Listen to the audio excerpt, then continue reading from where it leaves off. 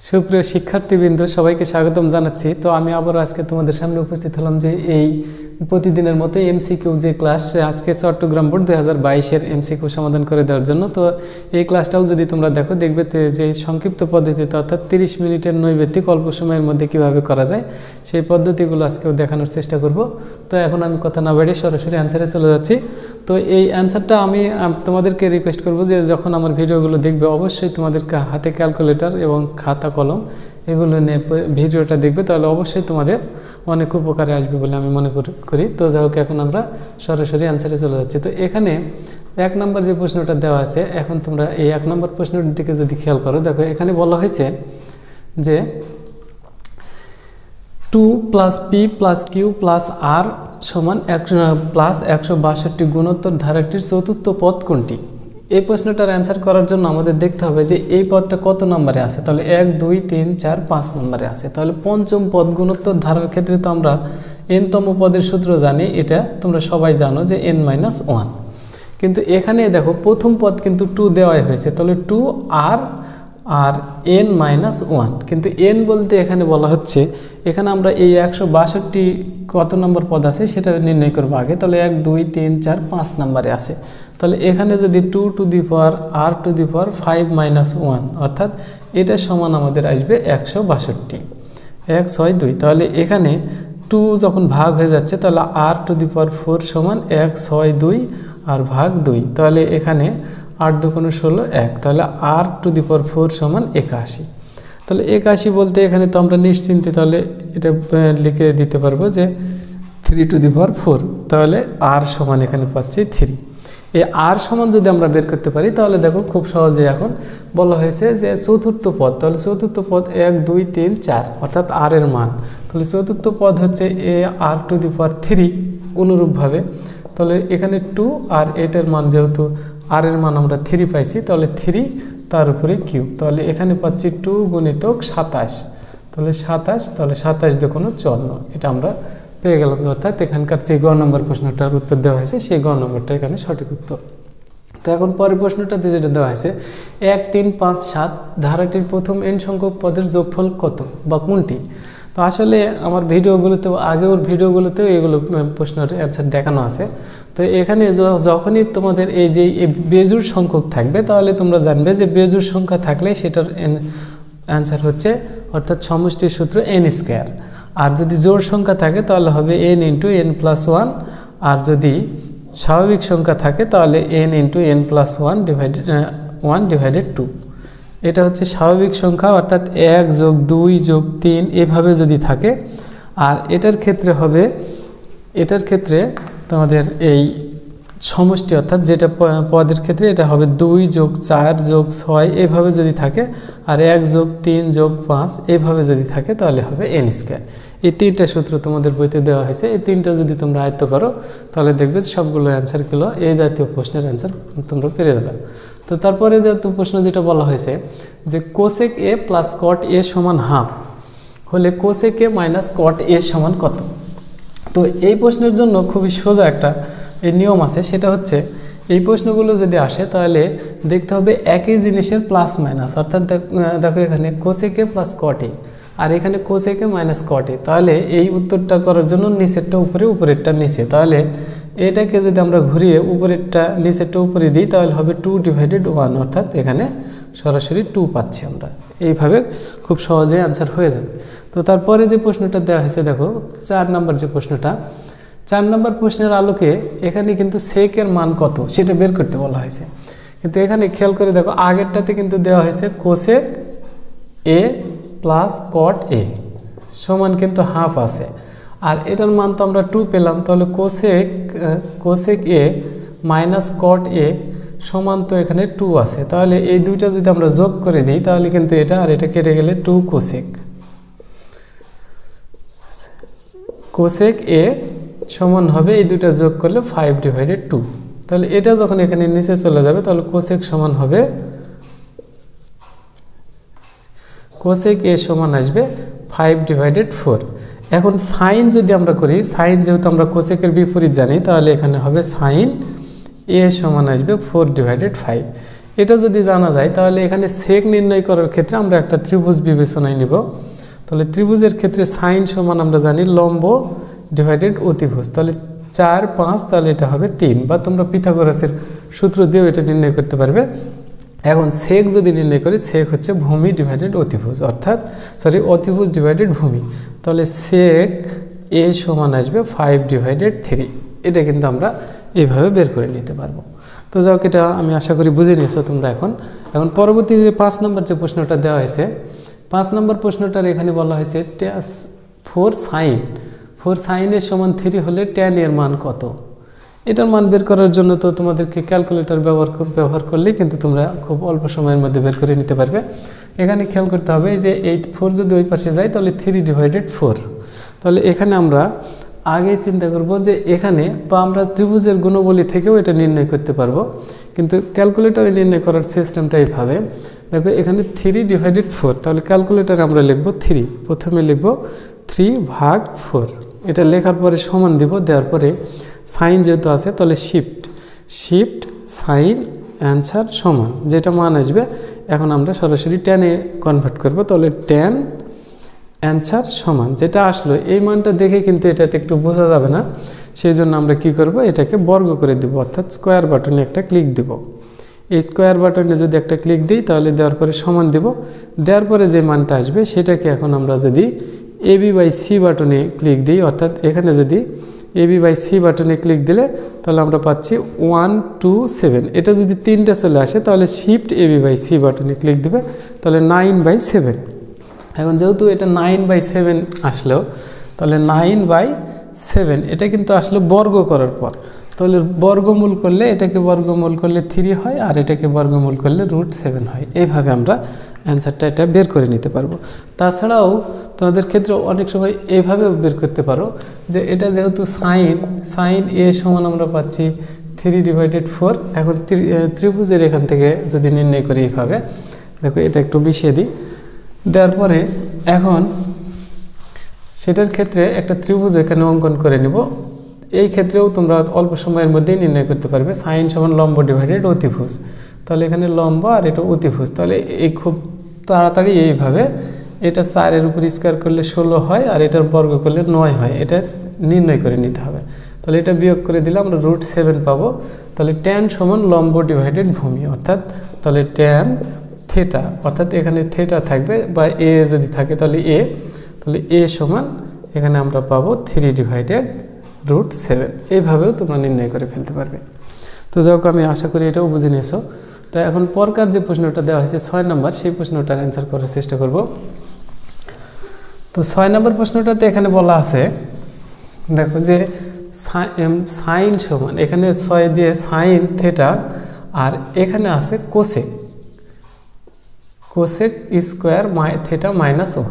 এখন যদি এই কোসেক স্কোয়ার -1 সমান কিন্তু আমরা জানি কট, অর্থাৎ কট স্কোয়ার, তাহলে sine theta into cot square theta, তার উপরে যেহেতু রুট আছে তাহলে রুট আর পরের লাইনে কিন্তু সাইন থিটা, আর এই রুট আর স্কোয়ার কেটে গেলে থাকে কট থিটা, তাহলে কট থিটা সমান হচ্ছে cos theta divided sine theta.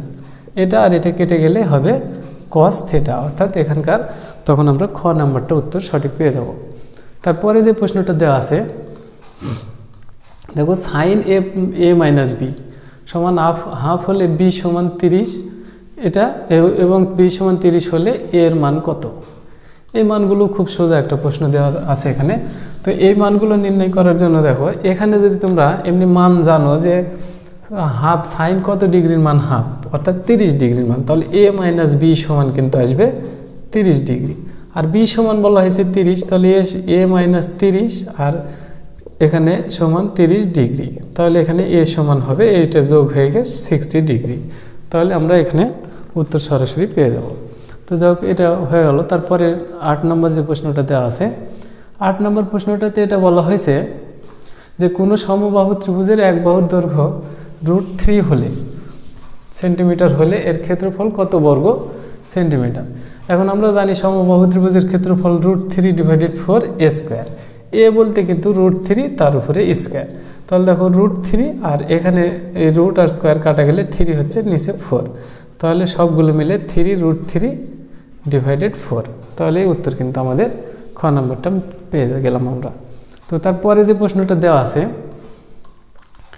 9 নম্বর প্রশ্ন, দেখো এখানে বলা হয়েছে একটি ঘনকের আয়তন 24√3 হলে ঘন সেন্টিমিটার হলে এর কর্ণের দৈর্ঘ্য কত সেন্টিমিটার। এখন ঘনকের আয়তন এটা কিন্তু আমাদের প্রথম অবস্থায় জানতে হবে ঘনকের আয়তনের সূত্র কি। তাহলে ঘনকের আয়তনের সূত্র কিন্তু আমরা জানি যে ঘনকের আয়তন হচ্ছে a কিউব। তাহলে a কিউব কিন্তু এটা বলা হয়েছে 24√3। তাহলে এটাকে এখন আমরা ভাঙবো যেটা, এটাতে কিন্তু a কিউব, তাহলে এই 24কে যদি ভাঙি তাহলে 24 এটা থেকে গেল, কিন্তু এর এই পাওয়ারটা যদি আমরা এই পাশে দিয়ে দিই কত আসতেছে সেটা নির্ণয় করার জন্য এটা কিন্তু আসবে আমাদের এই প্রথম অবস্থায় এই 24টা অন্য পদ্ধতিতে ভেঙে দেখায় যে a সমান 24√3, তার উপরে কিন্তু এটা 1/3।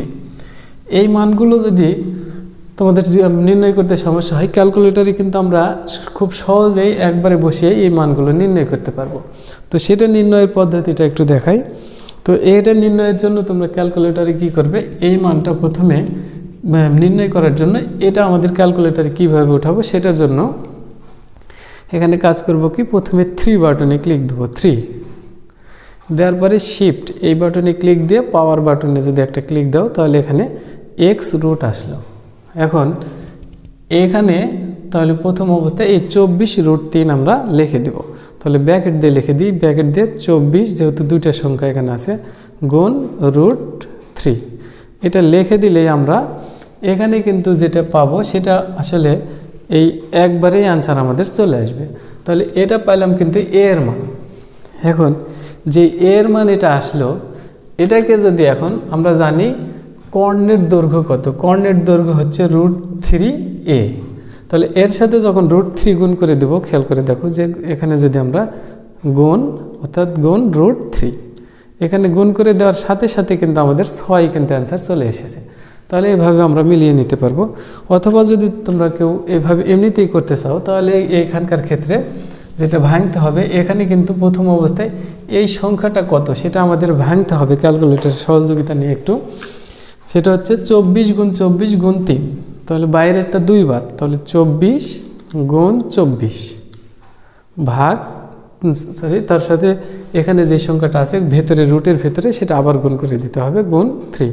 তাহলে এখানে মোট পাচ্ছি 1728, অর্থাৎ a কিউব সমান √1728। এই সংখ্যা আর এই সংখ্যা কিন্তু একই সংখ্যা। তাহলে এখন এই রুট করতে গেলে কিন্তু এখানে দশমিক চলে আসবে, সেজন্য এই সংখ্যাটা যেটা আছে এই সংখ্যাটা কত, এই কিউবিক রুট করলে কত হবে সেটার জন্য আমাদের আবার কিন্তু ওই এখান থেকে এটা বলতে কিন্তু আমরা a যখন নির্ণয় করব তাহলে এখানে হবে রুট উপরে দিয়ে আমরা লিখব 1728 তার উপরে 1/3। এই পাওয়ারটা যদি দিতে চাই তাহলে এটা কতর উপরে হবে সেটার জন্য আবার ওই আগের মতোই 3 কিউবিক রুট যখন নির্ণয় করব এখানে কিন্তু আসবে 3 শিফট পাওয়ার তারপরে 1728, তাহলে 1 7 2 8 এটা যখন নির্ণয় করব তাহলে এখানে কিন্তু 12 আসবে। তাহলে অর্থাৎ a সমান √12। এটা কিন্তু এই মোট a এর মান পাচ্ছি। তাহলে a এর মান যখন পাবো এটা, তাহলে আমরা জানি যে যেহেতু কর্ণের দৈর্ঘ্য হচ্ছে √3a, তাহলে a বলতে যেহেতু 12 তাহলে √3 ইন্টু √12, তাহলে এখানে আসবে 3 × 36 অর্থাৎ √36। সেখান থেকে আমরা 6 কিন্তু বের করে নিতে পারবো।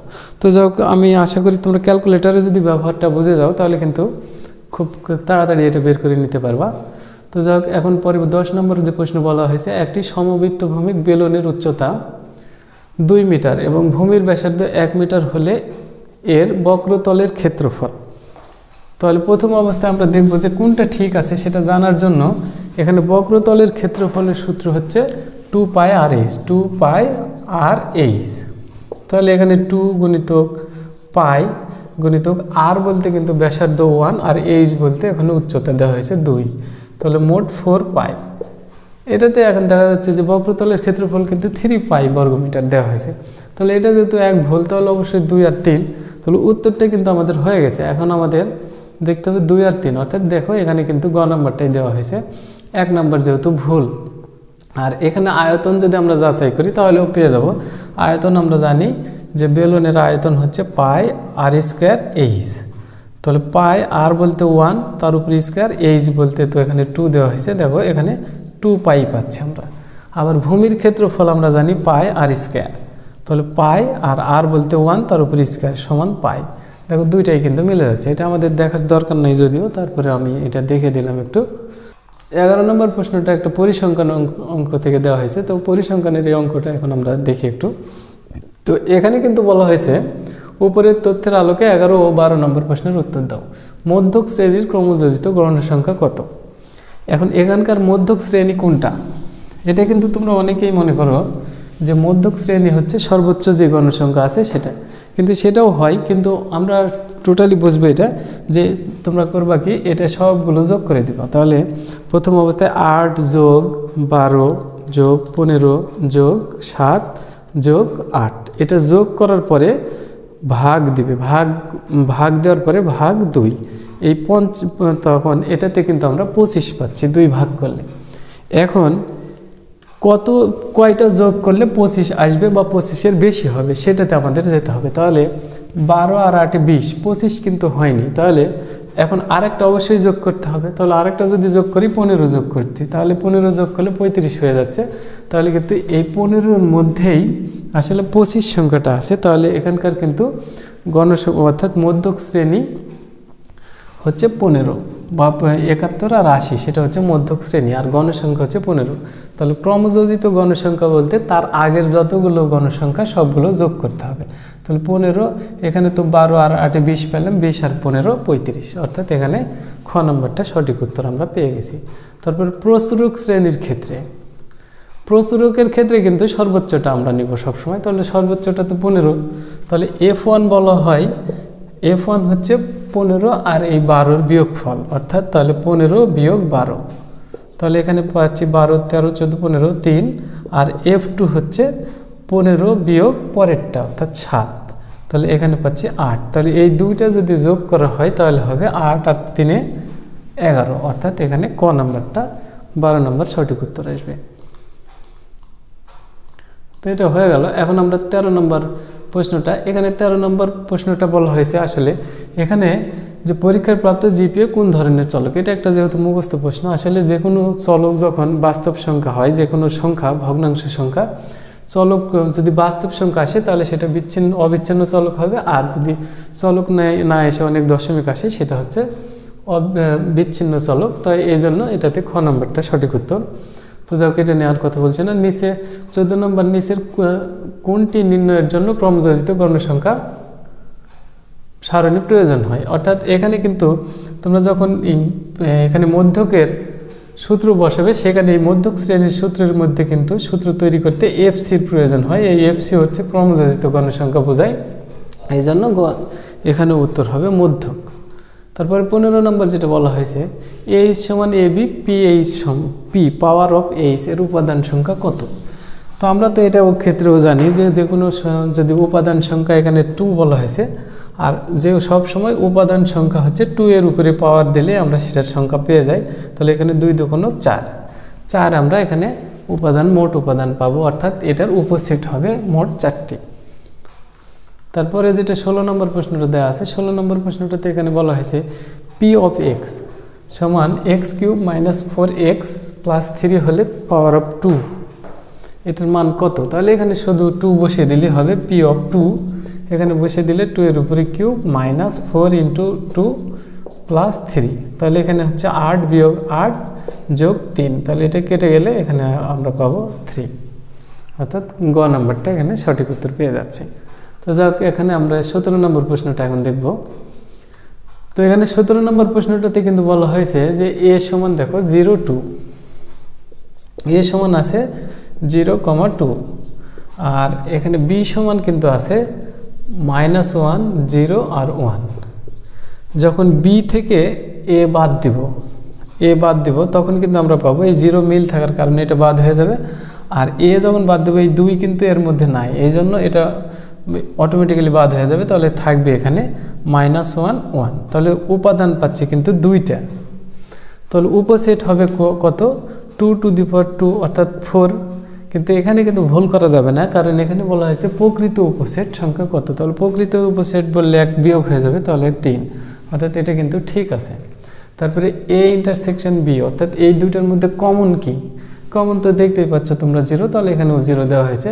আর এ থেকে যদি আমরা বি বাদ দিই, তাহলে এ থেকে যখন বি বাদ দেব তখন কিন্তু এই -1 আর 1 বেশি থাকার কারণে এটা আগেই বাদ হয়ে যাবে, তারপরে 0 আবার মিল থাকার জন্য বাদ হবে, তাহলে 2 শুধু থেকে যাবে। তাহলে এখানে 3টায় আমরা সঠিক উত্তর পাচ্ছি, অর্থাৎ এখানে ঘ। তারপরে এখানে বলা হয়েছে দেখো a² প্লাস 1/x² সমান 18 হলে x প্লাস 1/x কত? এটা তোমরাও পারবে, যেটা বীজগাণিতিক রাশি থেকে যে প্রশ্নটা দেওয়া হয়েছে, এই প্রশ্নটা অ্যান্সার করার জন্য আমরা কি করব, এটার জাস্ট সূত্র বসে দেবো। x² প্লাস 1/x² সমান 18, তাহলে এখানে লিখবো x plus 1/x whole square minus 2 into x into 1/x সমান 18।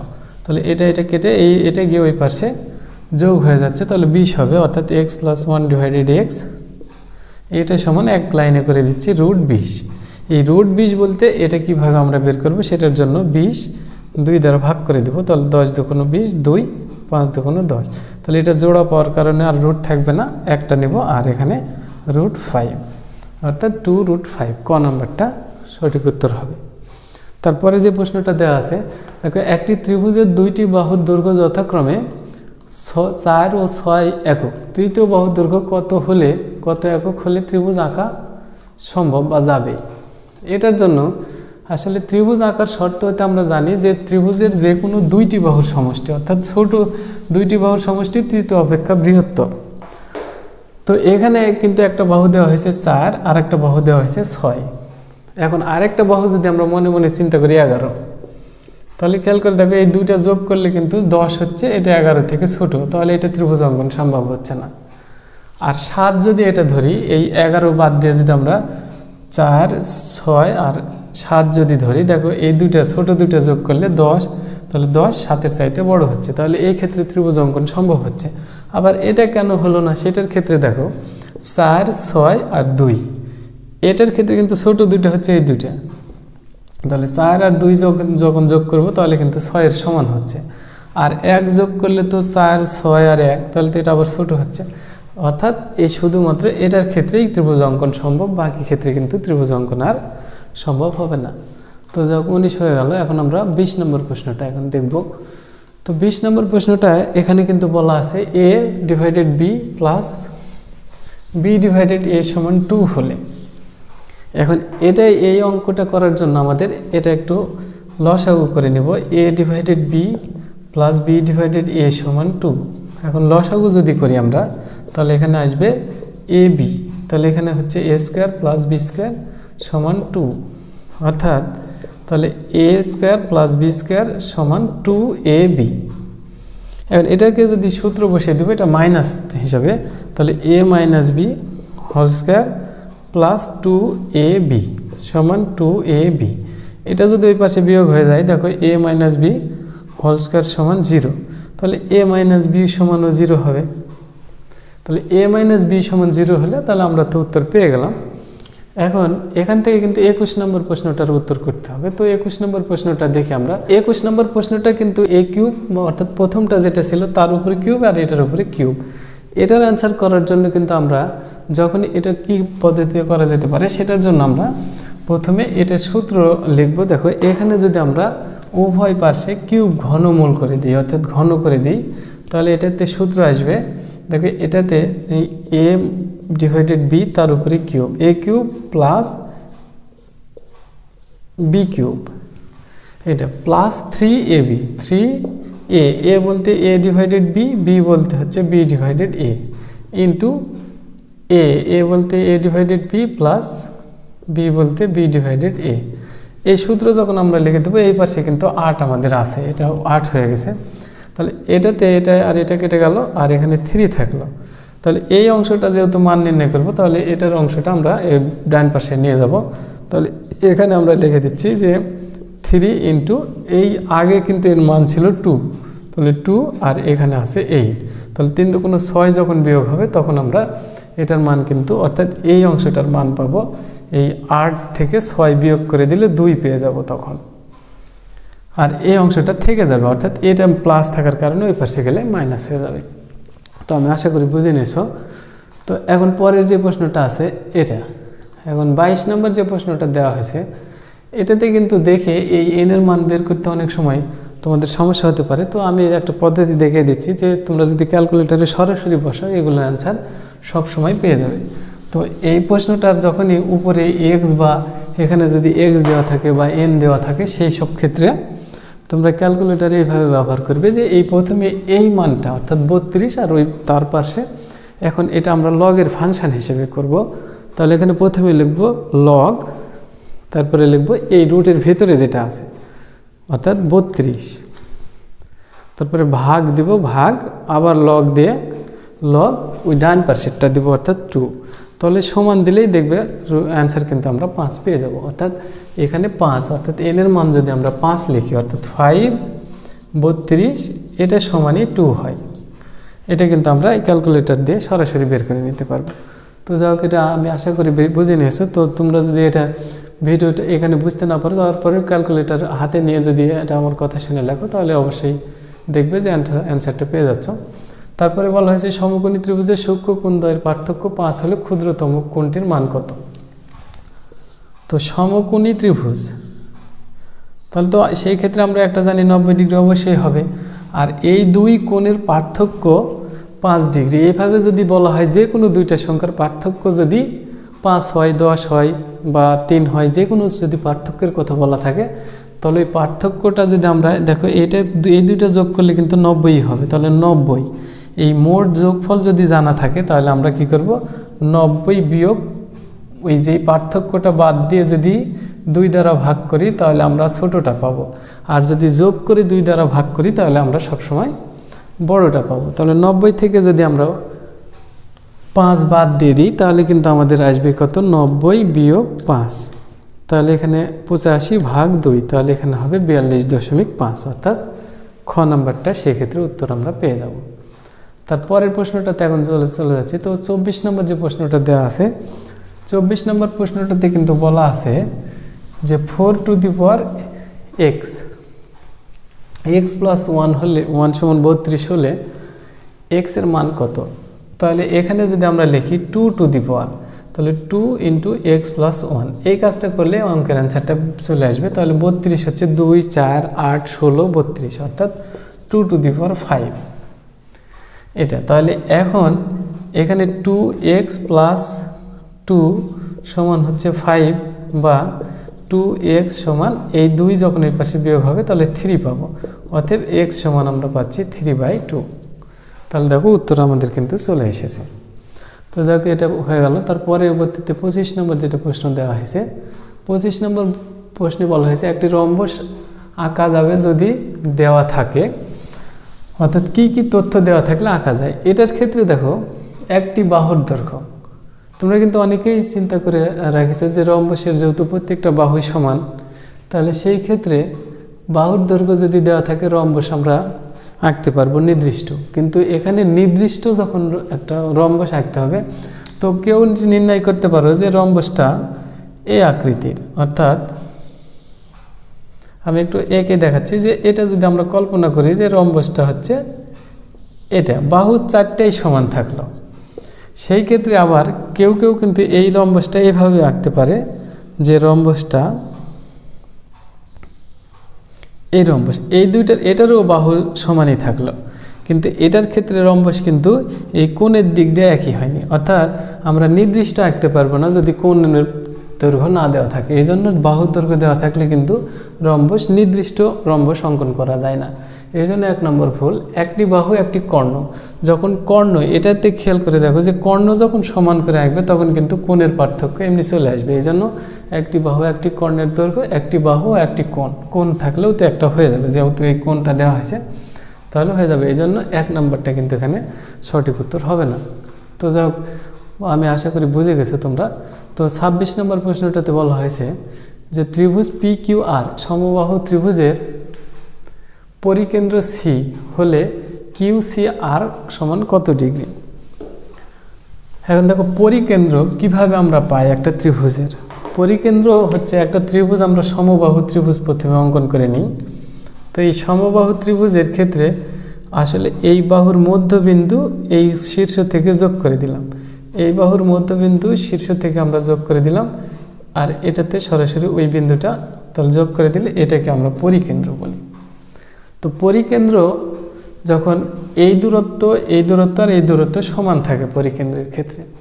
এখন খেয়াল করে দেখো যে এই কোণ সমবাহু ত্রিভুজ হওয়ার ক্ষেত্রে প্রতিটা কোণ 60 ডিগ্রি করে হয়ে আসে, এটা 60 ডিগ্রি করে হয়ে আসে, কিন্তু এই 60 ডিগ্রি হলে এটাকে বলা হয়েছে পি কিউ আর আর, আর পরে বলা হয়েছে সি পরিকেন্দ্র, সিটা হচ্ছে এই কেন্দ্রটা, এটাকে কিন্তু ভর কেন্দ্র বলা হয়, কিন্তু পরিকেন্দ্র এটা সমবাহুর ক্ষেত্রে হয়ে যাবে। তো এই জায়গাতে এখন আমরা কিউ সি আর এই কোণটা যদি নির্ণয় করতে চাই, খেয়াল করে দেখো যে এটা সমবাহু ত্রিভুজের কারণে এটা কিন্তু আসলে পরিকেন্দ্র হয় কিন্তু কোণের সমদ্বিখণ্ডক। আসলে এটাকে কোণের সমদ্বিখণ্ডক আর বাহুর সমদ্বিখণ্ডক একই হবে, কারণ এখানে সমবাহু ত্রিভুজের কথা বলা হয়েছে, এই জন্য এটাকে কিন্তু আমরা কোণের সমদ্বিখণ্ডকও বলতে পারি। কিন্তু আমি ভর কেন্দ্র নির্ণয় করে এটা দেখালাম বলে তোমরা আবার মনে করতে পারো এটা তো ভর কেন্দ্র, কিন্তু পরিকেন্দ্র তো না। এই সমবাহু ত্রিভুজের ক্ষেত্রে ভর কেন্দ্র আর পরিকেন্দ্র একই বিন্দুতে অবস্থান করবে। তাহলে এখানে যেহেতু কোণের সমদ্বিখণ্ডক হলো, তাহলে এটা অবশ্যই 30 ডিগ্রি, তাহলে এই কোণ 30 ডিগ্রি, এই কোণও কিন্তু 30 ডিগ্রি হয়েছে। তাহলে এটা তো একটা ত্রিভুজ, তো ত্রিভুজ হলে অবশ্যই 3 কোণ মিলে 180 হবে, তাহলে এই 2 কোণ মিলে আসে 60 ডিগ্রি, তাহলে 180 বিয়োগ 60 ডিগ্রি সমান হবে 120 ডিগ্রি। তাহলে আমরা পাবো এই সি কোণের মানটা হচ্ছে 120 ডিগ্রি। তো তারপর 27 নম্বর যে প্রশ্নটা বলা হয়েছে, কোনো বৃত্তের অধিচাপে অন্তর্লিখিত কোণ কিরূপ।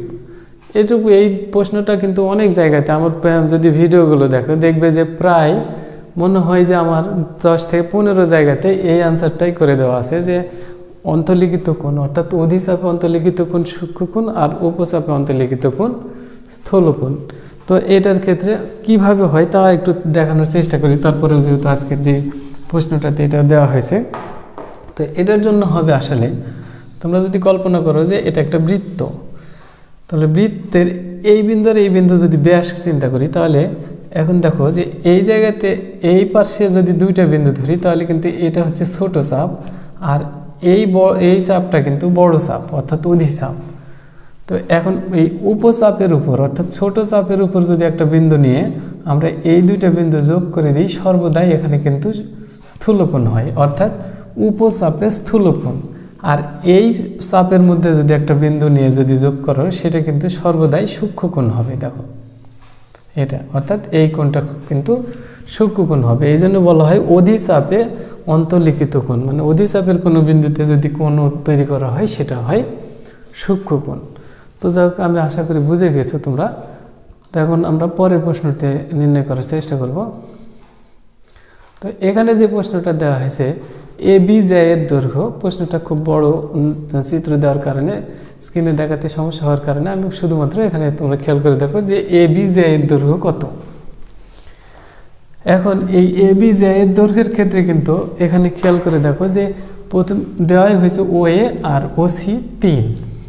তাহলে আমরা আবারও একটা বৃত্ত অঙ্কন করি, বৃত্ত অঙ্কন করে এটাতে একটা টান দিয়ে দিলাম, তাহলে A আর B, আর এখানে কিন্তু কেন্দ্র আর এটা কেন্দ্র ও বিন্দু, তাহলে এটাও যোগ করে দিলাম, দেওয়ার পরে এখানে লম্ব অঙ্কন করা হয়েছে, তাহলে এটা C।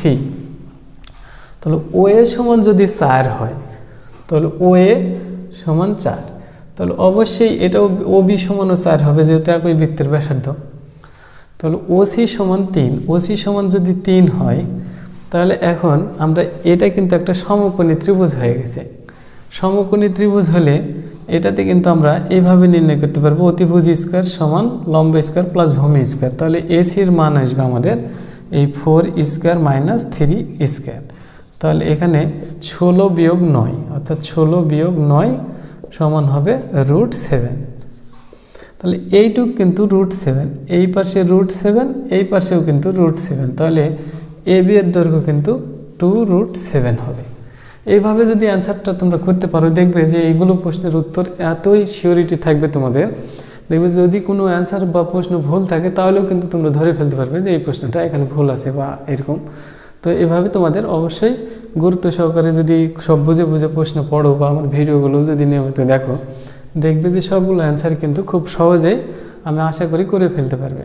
তো যাও কি এর দৈর্ঘ্য পেয়ে গেলাম। তারপরে দেখো পরের প্রশ্নটাতে বলা হয়েছে এ ও সি সমান 55.5 ডিগ্রি। তাহলে এ ও সি আমি এখানে যেহেতু চিত্র অঙ্কন করাই আছে, তাহলে এটার আলোকে এখন আমরা দেখি একটু প্রশ্নটা। এখানে বলা হয়েছে এ ও সি কোণ, অর্থাৎ এই কোণটা হচ্ছে 55.5 ডিগ্রি, 55.5 লিখে দিলাম। তাহলে ও বি সি এই কোণটা কত? তাহলে এটা যদি 55.5 হয় তাহলে অবশ্যই এটাও 55.5 ডিগ্রি, এই কোণটাও 55.5 ডিগ্রি।